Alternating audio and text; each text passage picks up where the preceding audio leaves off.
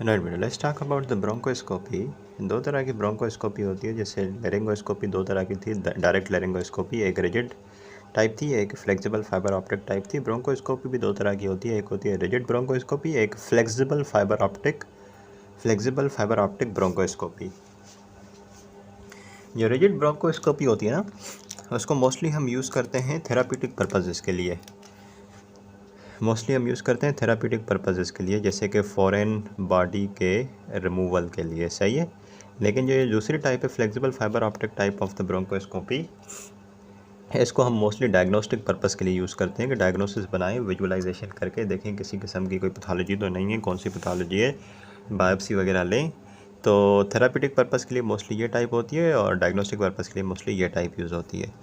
अच्छा जी, तो okay, procedure की बात करते हैं। Procedure of the rigid bronchoscopy is procedure. बेटा आप थोड़ा सा यहाँ से देख लो कि हाँ जी, देखिए क्या किया जाता है इसमें कि ये जो प्रोसीजर है वो किया जाता है जनरल एनेस्थीसिया में। पेशेंट को जनरल एनेस्थीसिया देते हैं, पहले पास करते हैं ईटी ट्यूब, एंडोट्रेकियल ट्यूब पास करते हैं। ये इंट्यूबेशन क्यों करते हैं हम ये ब्रोंकोस्कोपी करने से पहले, ताकि एटीटी देने से पेशेंट का जो रेस्पिरेटरी चैनल है वो बरकरार रहे। ऐसा तो नहीं कर सकते ना हम ईटीटी पास किए बगैर इतना बड़ा ट्यूब ब्रोंकोस्कोप का पास कर दें, इतना बड़ा ट्यूब पास करेंगे तो वैसे ही रेस्पिरेटरी ऑब्स्ट्रक्शन हो जाएगी पेशेंट को। तो हम मेक श्योर करते हैं कि पेशेंट को एंडोट्रेकियल ट्यूब जो है पास करें पहले। उस एंडोट्रेकियल ट्यूब के थ्रू जो है गैसियस एक्सचेंज भी होता रहेगा, और मेन चीज़ जो है उसके थ्रू आप एनेस्थीसिया भी डिलीवर करते हो, ठीक है।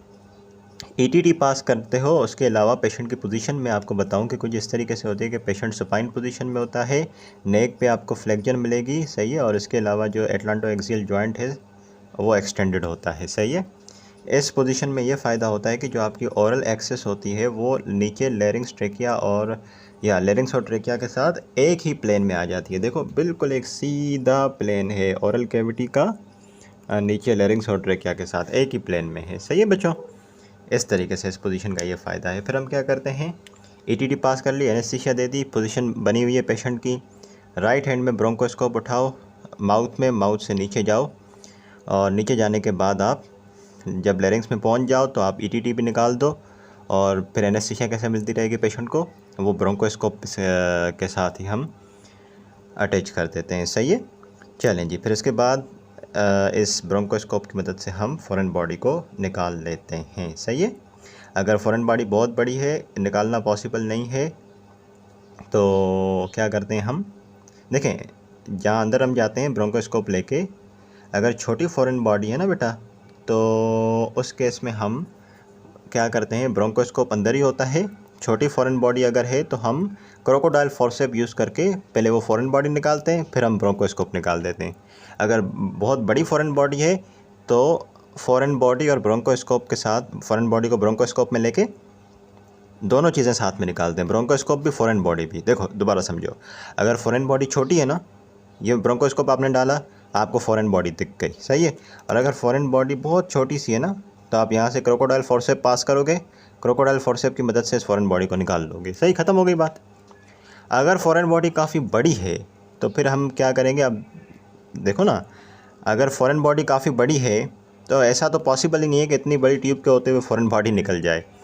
दोबारा समझने की कोशिश करो, अगर फॉरेन बॉडी छोटी है ना, तो ये ब्रोंकोस्कोप भले गले के अंदर मौजूद हो, वो साइड से आप फॉरेन बॉडी निकाल लोगे क्रोकोडाइल फोर्सेप डाल के। लेकिन अगर फॉरेन बॉडी बड़ी है तो आपको लगता है कि इतनी बड़ी ट्यूब पहले से मौजूद है और फॉरेन बॉडी यहाँ से निकाल लोगे, नहीं, फिर दोनों चीज़ें साथ में निकालनी पड़ेगी, फॉरेन बॉडी बड़ी वाली और ब्रोंकोस्कोप दोनों साथ में निकलेंगे, सही है। अब समझ आई बात, इस तरीके से। अच्छा, ये तो एडल्ट्स में, बच्चों के अंदर थोड़ा प्रोसीजर डिफरेंट होता है। जो बच्चे होते हैं ना, उनमें हम डायरेक्टली ब्रोंकोस्कोप पास नहीं कर सकते, उसमें हम डायरेक्टली ब्रोंकोस्कोप पास नहीं करते। आप पहले लेरिंगोस्कोप पास करते हो, डायरेक्ट लेरिंगोस्कोप की जो स्लाइडिंग पैनल वाली टाइप होती है ना, वो पास करते हो। अगर ये देखो, ये आपका है स्लाइडिंग पैनल लेरिंगोस्कोप, ये पास करते हो। ये पास करने के बाद फिर इसके अंदर से आप ब्रोंकोस्कोप पास करते हो। ये स्लाइडिंग पैनल लेरिंगोस्कोप है, स्लाइडिंग पैनल लेरिंगोस्कोप है, इसके अंदर से आप स्लाइड करवा के आप ब्रोंकोस्कोप ले जाते हो, ब्रोंकोस्कोप अंदर आ गया, फिर आप इस लेरिंगोस्कोप को निकाल लेते हैं, ठीक है बच्चों। एक बार यहाँ से देख लो क्विकली, जो आपका प्रोसीजर होता है ब्रोंकोस्कोपी का, उसको अंडर जनरल एनेस्थीसिया करते हैं, ईटीटी पास करते हैं, पेशेंट सुपाइन पोजीशन में, flexion at cervical vertebra, extension of the atlanto occipital joint. इससे क्या होता है, ओरल एक्सेस लाइन में आ जाता है नीचे लैरिंक्स ट्रेकिया के साथ। राइट हैंड में ब्रोंकोस्कोप को पकड़ोगे, अंदर डाल दोगे। इन्फेंट्स और यंग पेशेंट में हम क्या करते हैं, डायरेक्ट इंट्रोडक्शन पॉसिबल नहीं होता ब्रोंकोस्कोप का, तो पहले हम स्लाइडिंग पैनल लेरिंगोस्कोप डाल देते हैं, फिर उसकी मदद से हम स्लाइड करा देते हैं ब्रोंकोस्कोप को अंदर, ठीक है। और उसके बाद क्या किया जाता है बेटा, ईटीटी को विड्रॉ कर देते हैं। Anaesthetic gases are directly connected to the bronchoscope. Foreign body can be removed through the rigid bronchoscope by holding it with crocodile forceps. लेकिन अगर फॉरेन बॉडी बड़ी है तो दोनों चीज़ें साथ में निकालनी पड़ेंगी। पोस्ट ऑपरेटिव केयर की जहाँ तक बेटा बात है, तो ऑपरेशन के 4 से 6 घंटे के बाद ओरल कैविटी से कुछ भी नहीं देना, ना पानी ना सॉलिड, कुछ भी नहीं देना। पेशेंट को लेफ्ट न्यूट्रल पोजीशन में रखते हैं ताकि जो सिक्रेशन से ब्लड वगैरह वो नीचे एस्पायरेट ना हो जाएं। उसके अलावा पेशेंट को ऑब्जर्व करते रहते हैं कि सर्जिकल ट्रॉमा तो नहीं हो गया। कैसे पता चलेगा सर्जिकल ट्रॉमा हुआ है नहीं हुआ? ऑपरेशन के बाद पेशेंट को स्ट्राइडर तो नहीं है, हॉर्सनेस तो नहीं है, ब्लड स्टैंड स्प्यूटम तो नहीं आ रहा, तो ये सारी चीज़ें कंफर्म करेंगी कि सर्जिकल ट्रॉमा तो नहीं हुआ। ब्रोंकोस्कोपी की कॉम्प्लिकेशन, जीए में हम जनरल एनेस्थीसिया में ये प्रोसीजर करते हैं तो एनेस्थेटिक कॉम्प्लिकेशंस हो सकती हैं। इंजरी हो सकती है बेटा, लेरिंजियल एडिमा हो सकता है, ड्यूरिंग प्रोसीजर हाइपोक्सिया हो सकता है, क्योंकि इतनी बड़ी आपने ट्यूब पास की है तो आप प्रोसीजर के दौरान हाइपोक्सिया हो सकता है, सही है। इंजरी की वजह से ब्लीडिंग हो सकती है, और सबसे बड़ी complication post operative laryngeal spasm होती है, सही है। ये तो हो गई बेटा आपकी लेरिंजियल फॉरेन बॉडीज़। अब बात करते हैं लेरिंग्स और ट्रेकिया के अलावा foreign bodies in the pharynx and oesophagus, ठीक है। Foreign body impaction in the pharynx and oesophagus is quite common. Pharynx के अंदर खास करके फॉरेन बॉडी टॉन्सिल्स में फंस जाती है, या फिर बेस ऑफ द टंग में, वेलिकुला में, पायरिफॉर्म फोसा में, ठीक है। खास करके जो शार्प ऑब्जेक्ट होते हैं ना, फिश बोन, नीडल, ये बेटा फंस जाती हैं आपके फेरिंग्स में। Commonest site of impaction in the pharynx for the ingested foreign bodies above the cricopharyngeus sphincter. Cricopharyngeus sphincter is the sphincter between the pharynx and the oesophagus, ठीक है। अगर ये आपका फेरिंग्स है बच्चों और नीचे ईसोफेगस है, तो ये होता है क्रिकोफेरेंजियस स्फिंक्टर। इस लेवल पे या इसके अबव फॉरेन बॉडी का फंसने, इस लेवल पे या इसके अबव फॉरेन बॉडी के फंसने के ज़्यादा चांसेस होते हैं, सही है। इस तरीके से children are most commonly the victims. Adults के अंदर भी हो सकता है, जो खास करके एक्सीडेंट, जो गलती से भी फॉरेन बॉडी जा सकती है, या खास करके उन लोगों में जो कि साइकोटिक पेशेंट्स हैं, ठीक है। सुसाइड करने के लिए बहुत बड़ी बड़ी चीज़ें मुंह के अंदर डाल देते हैं ताकि उनका एरोडाइजेस्टिव सिस्टम चौक हो जाए। बच्चों के अंदर तो कॉमन है क्योंकि वो गलती से डाल देते हैं बेटा, इसलिए। यहाँ तक बात है प्रेजेंटेशन की, फेरिंग्स में, ईसोफेगस में फॉरेन बॉडी है, पेशेंट प्रेजेंट कैसे करेगा? ज़ाहिर सी बात है, गले में पेन होगा, डिस्कम्फर्ट होगी, यही सबसे बड़ा प्रीडोमिनेंट सिम्टम होता है। डिस्फेजिया ऑब्वियस है, ठीक है, लेकिन लार्ज फॉरेन बॉडी में, छोटी फॉरेन बॉडी में इतना सफिशिएंट स्पेस होता है कि वो फूड चला जाता है, सही है। पेशेंट में हैव एब्सोल्यूट डिस्फेजिया, बाद में इतना डिस्फेजिया कि वो स्वालो ही नहीं कर पा रहा फूड, ठीक है। इवन अपनी सलाइवा तक स्वालो नहीं कर पा रहा अगर लार्ज फॉरेन बॉडी है तो। Small foreign body no such problem, may be dysphagia ना हो। अगर लार्ज फॉरेन बॉडी है तो severe dysphagia, absolute dysphagia, patient is even not able to swallow his saliva, right. Sometimes dyspnoea and hoarseness में occur. Why? Foreign body तो oesophagus में, एक फिर क्यों? इम्पेक्शन की वजह से। इसोफेगस है, इसके अंदर इतनी बड़ी फॉरेन बॉडी है तो वो पीछे कंप्रेस करेगी ना बेटा आपके लेरिंग्स को और ट्रेकिया को, इस तरीके से, ठीक है। खास करके अगर लार्ज इसोफेजियल फॉरेन बॉडीज़ हैं, ठीक है, तो डिज़निया होता है due to the compression of the trachea.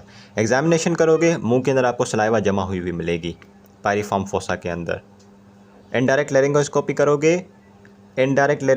करोगे, फेरिंग्स के अंदर पायरिफॉर्म फोसा में बहुत पूलिंग ऑफ सलाइवा मिलेगी, ठीक है, क्योंकि सलाइवा आप स्वालो नहीं कर पा रहे हो। A part of the saliva is continuously being swallowed normal individual में। ऑब्स्ट्रक्शन की वजह से सलाइवा स्वालो नहीं हो रही तो फेरिंग्स में पूल होगी ना, जमा होगी, तो वो आइडियल पे दिख जाएगी। गले में लोकलाइज टेंडरनेस होगी, ठीक है। लेरिंजियल क्रिप्टस होगा। Laryngeal crepitus is lost when the foreign body is impacted at the cricopharyngeus or the post cricoid region. बात को आसान रखें, क्या क्लिनिकल प्रेजेंटेशन थी? गले में दर्द होगा, डिस्कम्फर्ट होगी, खत्म बात। छोटी बॉडी होगी, डिस्फेजिया नहीं होगा, बड़ी बॉडी होगी, डिस्फेजिया होगा। इतना डिस्फेजिया कि अपना सलाइवा स्वालो नहीं कर पाएगा, तो ऊपर सलाइवा की पूलिंग होगी पायरिफॉर्म फोसा में और आप आइडियल पे उसको देख सकते हो। ये फॉरेन बॉडी आसपास के स्ट्रक्चर को खास करके लैरिंक्स और ट्रेकिया को कंप्रेस करती है, जिसकी वजह से डिस्निया और स्ट्राइडर हो सकता है। ठीक है बच्चों, keep it easy, that's it. Now बेटा कम्स द इन्वेस्टिगेशन पार्ट। अगर खास करके रेडियो ओपेक फॉरेन बॉडी है तो रेडियोग्राफी करके प्लेन एक्सरे करके आप देख सकते हो फॉरेन बॉडी को, सही है। ये है plain X-ray lateral view, plain X-ray lateral view, just a second, post cricoid region में। तो ईसोफेगस के अंदर ये फॉरेन बॉडी है, या अगर आपका, मैं कैसे इसको हाँ बताता हूँ, देखें, अगर ये ईसोफेगस का पोर्शन है नीचे, ये पोस्ट क्रिकॉइड रीजन है, this is the foreign body present, and in front is the trachea, right, below is the oesophagus, या बिहाइंड इज़ द ईसोफेगस, जहाँ पे ये फॉरेन बॉडी है, सही है, इस तरीके से। या रेडियो ओपेक फॉरेन बॉडी देखो कितनी अच्छे से दिख रही है एक्सरे पे, लेटरल पोजीशन में, एंट्रोपोस्टीरियर पोजीशन में, ऑब्लिक व्यू में, सब पे दिख जाती है, सही है। लेकिन अगर नॉन ओपेक फॉरेन बॉडी है तो वो फिर प्लेन एक्सरे पे तो नहीं दिखेगी, क्योंकि उस पर रेडियो ओपेक चीज़ें दिखती हैं। फिर वो एक्सरे बेरियम सॉल्व करते हैं, उस पर रेडियोलुसेंट फॉरेन बॉडी दिख जाएगी, नॉन ओपेक फॉरेन बॉडी दिख जाएगी। ट्रीटमेंट ऑप्शन, जितना जल्दी हो सके फॉरेन बॉडी निकालो। In most of the cases removal is possible through the oesophagoscopy. वहाँ पे ब्रोंकोस्कोपी की थी, यहाँ पे ईसोफेगोस्कोपी। अगर बहुत शार्प फॉरेन बॉडी है और वो ईसोफेगस की वॉल में पेनिट्रेट कर गई है और एंडोस्कोपिक रिमूवल पॉसिबल नहीं है तो फिर ओपन सर्जरी करनी पड़ेगी। देखो ये है ईसोफेगस और ये रही फॉरेन बॉडी, तो इसको तो बड़ी आसानी से आप ईसोफेगोस्कोपी करके, जो कि एक एंडोस्कोपिक प्रोसीजर है, निकाल सकते हो। अगर फॉरेन बॉडी कुछ यूँ फंस के ये इम्पैक्ट हो गई है फेरेंजियल वॉल में, ये तो ईसोफेगोस्कोप से निकलने से रही है, फिर इसमें ओपन सर्जरी करके फॉरेन बॉडी को रिमूव किया जाता है। ठीक है बच्चों, दिस इज़ या all about the treatment procedure. Treatment options, procedure ये है, ईसोफेगोस्कोपी के भी दो तरह होते हैं, दो वैरायटीज़ होती हैं, एक होती है रिजिड ईसोफेगोस्कोपी, एक होती है flexible fibre optic oesophagoscopy. Mostly rigid type use की जाती है। फ्लेक्सिबल टाइप जो होती है मेनली डायग्नोस्टिक पर्पज़ के लिए होती है, थेरापीटिक पर्पज़, जैसे कि फॉरेन बॉडी निकालना, ट्यूमर निकालना, सही है, फाइब्रोसिस को सही करना, स्टेनोसिस को सही करना, उसके लिए हम रिजिड ईसोफेगोस्कोपी यूज़ करते हैं, सही है बच्चों। इंडिकेशंस ऑफ द रिजिड ईसोफेगोस्कोपी बहुत, हालांकि रिजिड को डायग्नोस्टिक थेरापीटिक पर्पस दोनों के लिए यूज़ कर सकते हैं। फ्लेक्सिबल फाइबर ऑप्टिक टाइप को इन थेरापीटिक डायग्नोस्टिक पर्पस दोनों के लिए यूज़ कर सकते हैं, लेकिन rigid type is more for the therapeutic purpose, flexible type is more for the diagnostic purpose. ठीक है, इस तरीके से, दैट्स इट। प्रोसीजर की बात करें, जीएमए प्रोसीजर करते हैं, पहले ईटीटी पास करते हैं। पेशेंट जो है वो सुपाइन पोजीशन में होता है, वही पोजीशन जो कि आपके पीछे ब्रोंकोस्कोपी में थी। राइट हैंड में ईसोफेगोस्कोप आप पकड़ते हो, अंदर माउथ में ईसोफेगोस्कोप को लुब्रिकेट करके ज़ाइलोकाइन डाल के अंदर माउथ में जो है वो इंसर्ट करते हो, इंट्रोड्यूस करवाते हो। ठीक है, अपर ईसोफेजियल स्फिंक्टर के पास आ जाते हो और उसके बाद sustained pressure with the scope is maintain on the cricopharyngeus sphincter which causes it's opening. ज़ाहिर सी बात है, जब आप जाओगे कुछ इस तरीके से, अगर आपका ये फेरिंग से नीचे ईसोफेगस है तो यहाँ पे होता है अपर ईसोफेजियल स्फिंक्टर, ये तो क्लोज होता है। अब ये आपका ईसोफेगोस्कोप आ गया, एक आप सूटेबल प्रेशर देते हो आप यहाँ पे सस्टेंड करके, तो फिर ये जो स्फिंक्टर है खुल जाता है, फिर आप ईसोफेगस में आ जाते हो और ईसोफेगस में आने के बाद फॉरेन बॉडी को क्रोकोडाइल फॉरसेप्स से रिमूव करते हो। अगर फॉरेन बॉडी छोटी है, अगर फॉरेन बॉडी बड़ी होगी तो ब्रोंकोस्कोप और फॉरेन बॉडी दोनों साथ में निकालनी पड़ेंगी। ठीक है बच्चों, पोस्ट ऑपरेटिव केयर ईसोफेगोस्कोपी की 4 से 6 घंटे के लिए पेशेंट को एनपीओ पे रखेंगे। और ईसोफेगियल परफोरेशन तो नहीं हो गई ऑपरेशन करते वक्त, उसके लिए हम साइन सिम्टम्स देखेंगे पोस्ट ऑपरेटिवली, जैसे कि ईसोफेजियल परफोरेशन के फीचर्स क्या होते हैं, चेस्ट पेन, छाती में दर्द होगा, और इंटर स्केपुलर रीजन में पेन होता है। ठीक है, surgical emphysema in the neck और द चेस्ट, फीवर, डिजनिया, ये सारी चीज़ें लाजमी मॉनिटर करते हैं। ऑपरेशन के बाद देखते हैं कि ये हैं तो नहीं पेशेंट को, अगर ये हैं तो मतलब आपने कोई ना कोई सर्जिकल ट्रॉमा कर दिया है। शुरू में पानी पिलाते हैं, ठीक है, उसके बाद फिर हम सॉलिड डाइट पे शिफ्ट करते हैं पेशेंट को आहिस्ता आहिस्ता। ठीक है, अगर कोई प्रॉब्लम नहीं है तो ये प्रोसीजर जीए में होता है बेटा। एनेस्थेटिक कॉम्प्लिकेशंस हो सकते हैं, जैसे कि कार्डियक अरेस्ट हो सकता है, सेरिब्रल हाइपोक्सिया हो सकता है। ऑपरेशन करते वक्त इंजरी कर सकते हो आप माउथ की, लिप्स की, टीथ की, सही है। ईसोफेगस को परफोरेट कर सकते हो जिसकी वजह से छाती में दर्द होगा, इंटरस्केपुलर रीजन में पेन होगा। प्रोसीजर करते वक्त अगर आपने इतना बड़ा इसोफेगोस्कोप पास किया है, अगर आपका इसोफेगोस्कोप सही डायरेक्शन में ही नहीं है, वो पीछे ट्रेकिया को कंप्रेस कर रहा है, तो हाइपोक्सिया हो सकती है। और एक और बड़ा मसला है इसकी कॉम्प्लिकेशन इसी प्रोसीजर की, इवन लेरिंगोस्कोप की भी, ब्रोंकोस्कोप की भी, वो है ब्लीडिंग। ठीक है बच्चों, so this is all about this chapter. Thank you so much बेटा। Class dismissed.